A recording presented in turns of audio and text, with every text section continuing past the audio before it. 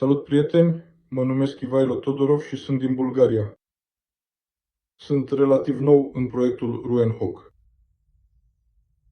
Înainte să mă alătur, am petrecut destul de mult timp pentru a cerceta activitatea, produsul pe care îl oferă compania,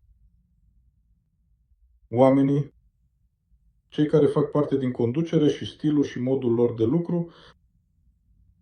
După această perioadă de ezitare, am rămas membru al, mai ales datorită produsului care este oferit. De asemenea, datorită transparenței din companie și datorită oamenilor, în special Alexander Kacenko,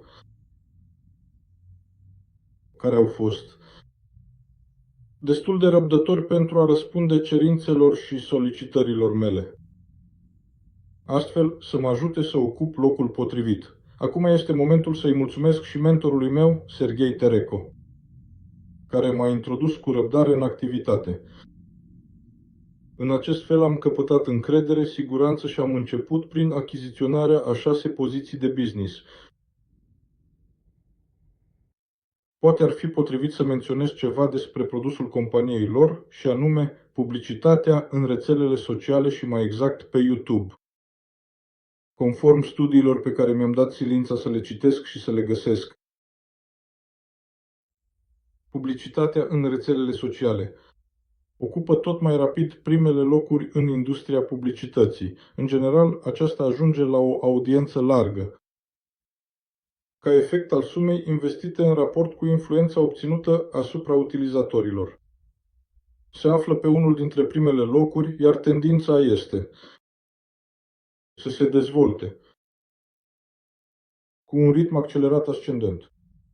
Tocmai acest lucru mă motivează să lucrez cu ambiție la proiect. Repet, sunt relativ nou în acest domeniu, dar mi-am propus să-l prezint multor apropiați și cunoscuți, prieteni și oameni din afaceri, la fel și apropiați și cunoștințe de ale mele, care au propriile afaceri, inclusiv eu. Și prin acest proiect să ajungem la tot mai mulți utilizatori. În acest context, cred că acesta este încă un stadiu foarte, foarte incipient de dezvoltare al companiei. Văd viitorul companiei ca fiind o creștere rapidă, dacă pot să mă exprim așa. De aceea cred că oamenii care suntem aici și cei care vor veni, nu ar trebui să ezităm să depunem tot mai mult efort, astfel încât să facem compania cunoscută, respectiv produsul să fie oferit mai bine. Și cu cât mai repede se alătură cei care încă se mai gândesc, cu atât mai bine, deoarece vor fi la începutul matricei respectiv. Foarte, foarte mulți oameni vor beneficia ulterior de revărsările din structură, dar acesta nu este cel mai important lucru. Cel mai important este produsul, el trebuie să se dezvolte, iar produsul va oferi un impuls puternic dezvoltării companiei. Așadar, le urez tuturor succes în a lucra cu mai mult succes.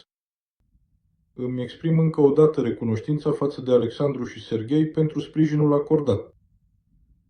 Și sper că da. În curând rezultatele vor fi și mai bune. Mult succes tuturor!